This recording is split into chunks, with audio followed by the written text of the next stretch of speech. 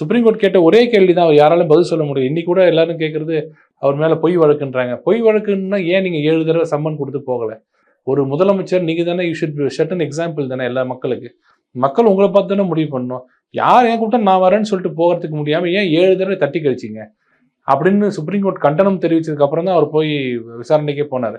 அப்பயே அவருக்கு தெரியும், அவர் மனசாட்சிக்கு தெரிஞ்சிருக்கு தப்புன்னு இருக்குன்னு. அதை மக்கள் இப்போ புரிஞ்சுக்கிட்டாங்க. இவர் அது இல்லாமல் வெளியில் வந்து சபதம் வைக்கிறது, நான் திருப்பியும் மக்கள் தேர்ந்தெடுத்து தான் உள்ளே போவேன், முதல்வராக போவேன் எல்லாம் சொல்லிட்டு, அதெல்லாம் ஒன்றும் வேணாம் நீங்கள் வீட்டிலே இருக்குன்னு சொல்லி அவரையே தோக்கடிச்சது தான் பெரிய ஒரு டிஃபீட்டா. நீங்கள் இந்திய வரலாறு பார்த்தாலும் தேர்தல் வரலாறு தமிழகத்தை பார்த்தா கூட எந்தெந்த ஆட்சி மாற்றம் வரும்போதும் அந்த தலைவர் தப்பிச்சிருவாங்க, சிஎம் தப்பிச்சிருவாங்க. முதல்ல 150 சீட் இருக்கும், அப்புறம் 30 ஆகும், அடுத்த தடவை அது 70 ஆகும், அப்படிதான் ஆகும்.